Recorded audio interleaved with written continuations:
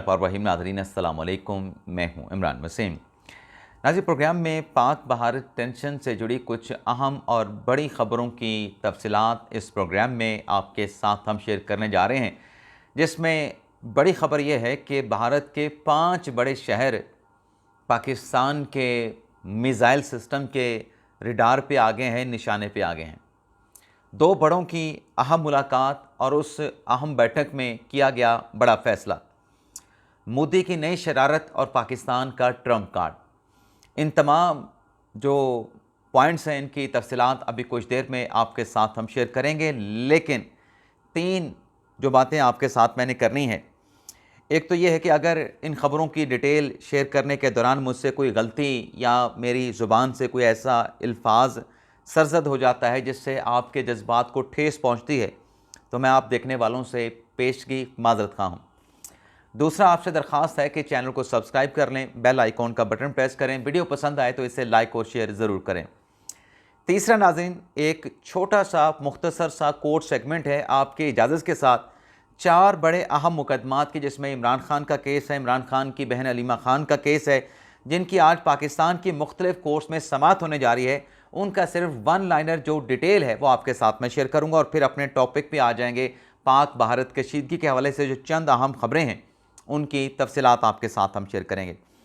एक तो नाज़रीन, अपना अडयाला जेल में बानी तहरीक इंसाफ इमरान खान के तोशाखाना 2 केस की समाअत होना थी, लेकिन अडयाला जेल में इस समाअत को कैंसिल कर दिया गया है और जुडिशल कम्प्लेक्स में आज ये हेयरिंग होगी। और लग यही रहा है कि 17 फरवरी से जो इस केस की अदालती कार्रवाई में बार बार इल्तवा आ रहा है, बार बार तारीखें पड़ रही हैं, तो आज भी जो जज साहब हैं स्पेशल सेंट्रल अदालत की तरफ से इस केस में इमरान खान और बुशरा बीबी साहबा को, या जो प्रोसिक्यूशन साइड है उसको, एक नई तारीख दे दी जाएगी। इसके अलावा इमरान खान साहब की बहन अलीमा खान साहबा, उन्होंने सफरी पाबंदियों के ख़ात्मे के लिए कि वो बाहर नहीं जा सकती, उनका नाम सफरी पाबंदियों की फ़हरिस्त में है, तो उनका नाम निकाला जाए और बाहर जाने की इजाज़त दी जाए। तो इस्लामाबाद हाई कोर्ट के अदालत के जो जज हैं वो इस केस की समाअत करेंगे। तो देखते हैं हाई कोर्ट से क्या खबर सामने आती है।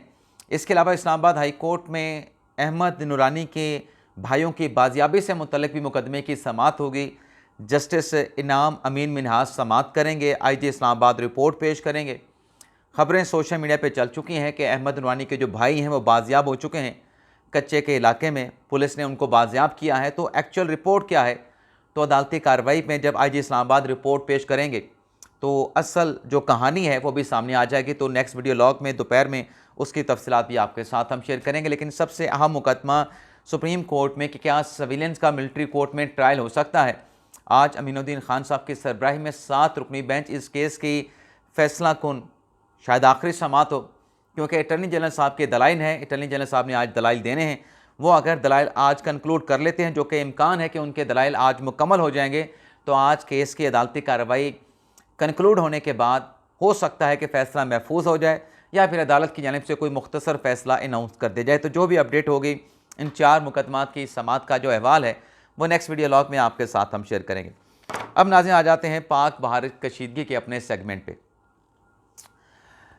मामला नाज़रीन ये है कि भारत की तरफ से जो पाकिस्तान पे इल्ज़ाम लगाया गया और उसके बाद जो फ़ैसले पाकिस्तान के ख़िलाफ़ भारत की तरफ से लिए गए और उसके रिएक्शन में जो पाकिस्तान कौमी सलामती कमेटी का जो इजलास और उसमें जो डिसीजन लिए गए, अब तक की पेशरफ्त के मुताबिक ना तो भारत पाकिस्तान का पानी रोक सका है, ना भारत पाकिस्तान का पानी रोक सकता है, बल्कि उल्टा पानी जो है वो भारत ने छोड़ दिया है। अभी दहशतगर्दी की अटेम्प्ट कर दी है।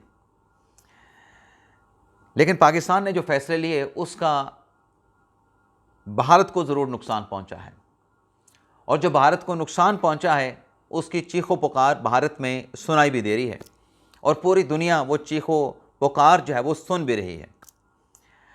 अब भारत कहता है कि हम पाकिस्तान के ख़िलाफ़ कार्रवाई करेंगे, पाकिस्तान पे हमला करेंगे, हमारे पास एयर स्ट्राइक का भी ऑप्शन है, हमारे पास ज़मीनी कार्रवाई का भी ऑप्शन है, यानी मिलिट्री ऑपरेशन का भी हमारे पास जो है वो ऑप्शन मौजूद है, और हम पाकिस्तान की जो बहरी हदूद है वहाँ से भी कार्रवाई कर सकते हैं।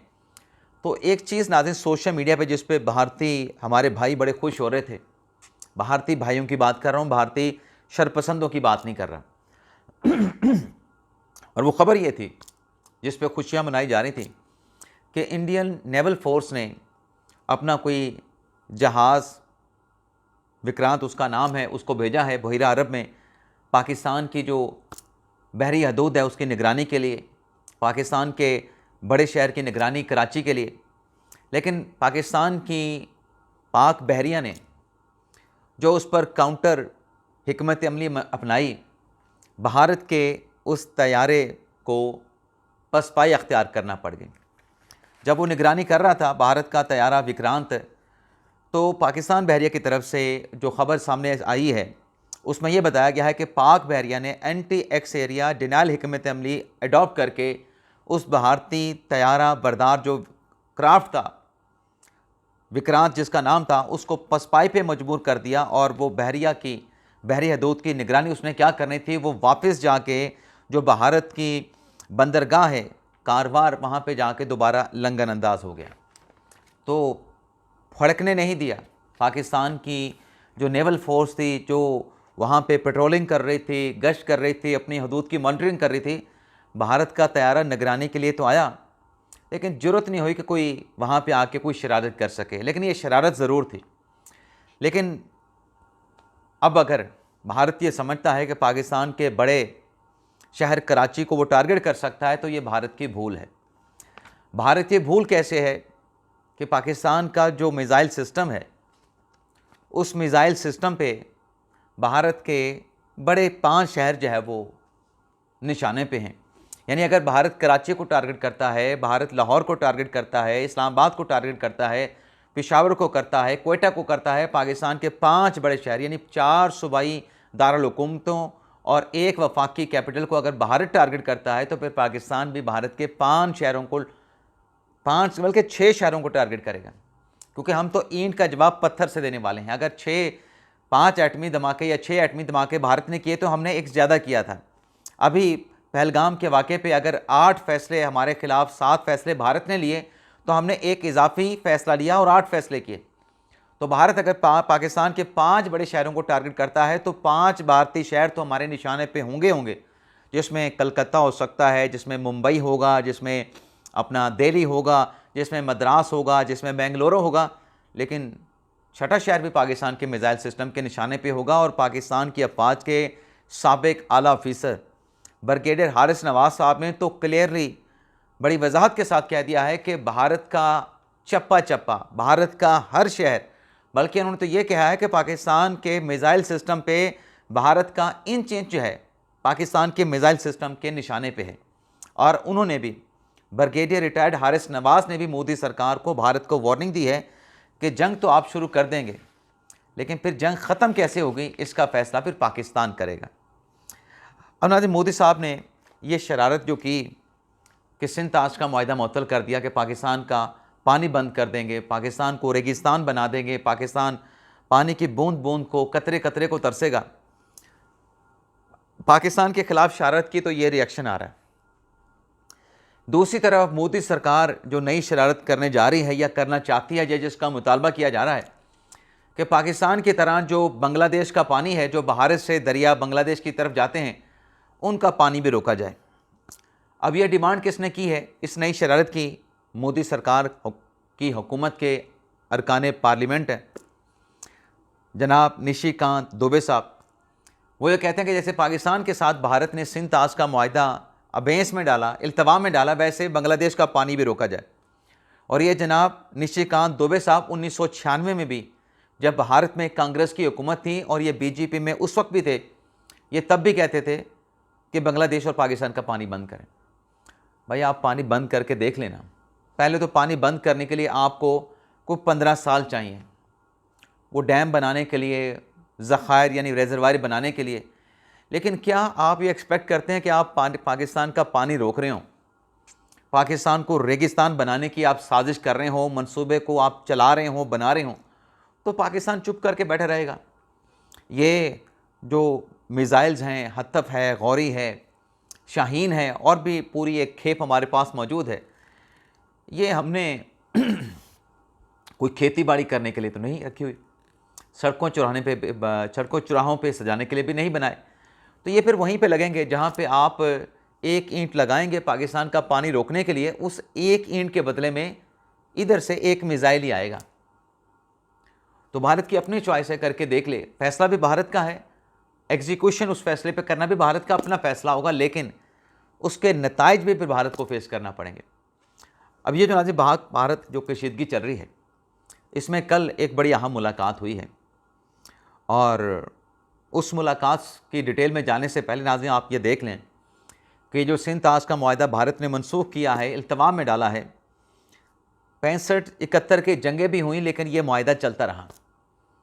अब ऐसा क्या हुआ है कि ना 71 वाली जंग की सूरत हाल है, ना 65 वाली जंग की सूरत हाल है, ना एटमी धमाकों वाली सूरत हाल है, ना सियासन जंग वाला कोई माहौल है। तो फिर मोदी सरकार ने इस मुआहदे को क्यों सस्पेंड करने का, अबेंस में डालने का सोचा? तो इस पर कल नाज़रीन बातचीत हुई है। जाती उमरा में वज़ीर आज़म शहबाज शरीफ साहब ने, जिनको बुलाया गया था उनके बड़े भाई साबिक़ वज़ीर आज़म नवाज शरीफ की तरफ से, तो वज़ीर आज़म वहाँ पे गए और वहाँ पे जाके वज़ीर आज़म शहबाज शरीफ ने अपने भाई साबिक़ वज़ीर आज़म नवाज शरीफ को जो कौमी सलामती कमेटी के जो फ़ैसले थे, वो फ़ैसलों की रिपोर्ट आप तक भी पहुँच चुकी है, लेकिन उस इजलास में जो सारी डिटेल पहलगाम वाक़ये की बताई गई कि एक्चुअली ये है क्या, जो भारत के इल्ज़ामात हैं वो उसमें कितना वज़न है, और जो पाकिस्तान के ऊपर मलबा गिराया गया है उसमें भारत क्या सियासी फ़ायदे या सफारती फ़ायदे हासिल करना चाहता है, या किस किस्म के फ़ायदे हासिल करना चाहता है, और कहाँ पे पाकिस्तान को वो टारगेट करेगा अगर भारत की तरफ से हमला किया जाता है, पाकिस्तान का रिस्पॉन्ड क्या होगा। ये सारी बातें वज़ीर आज़म शहबाज शरीफ साहब ने अपने भाई नवाज शरीफ साहब को बताई। नवाज शरीफ ने वो ब्रीफिंग सुनी और नवाज शरीफ की तरफ से कहा गया कि पाकिस्तान अमन का ख्वाहिशमंद है और पाकिस्तान हर किस्म की दहशतगर्दी की मज़म्मत करता है। मैंने सोशल मीडिया पे कुछ ऐसे लोग देखे हैं जो कह रहे हैं कि नवाज शरीफ का इस पहलगाम वाक़े पे, भारत की हिट धर्मी पे, जारहाना रवैये पे बयान क्यों नहीं आ रहा? ये जो शहबाज शरीफ बयान दे रहा है कि भारत ने अगर पाकिस्तान के साथ कोई मिस एडवेंचर किया, कोई मुहिम जोई की, तो पाकिस्तान ईंट का जवाब पत्थर से देगा। आपका क्या ख्याल है कि शहबाज शरीफ साहब जो कुछ कह रहे हैं उनके पीछे, उनकी सपोर्ट में नवाज शरीफ नहीं है? नवाज शरीफ उनकी सपोर्ट में खड़े हैं, लेकिन मोदी सरकार जो शरारतें कर रही है, इन शरारतों और कशीदगी के माहौल में पीटीआई का कार्ड तो डोनाल्ड ट्रंप थे, पाकिस्तान का, रियासत पाकिस्तान का जो ट्रंप कार्ड है वो साबिक़ वज़ीर आज़म नवाज शरीफ है। तो उसको खामोशी रहने दें, उसको छेड़े नहीं।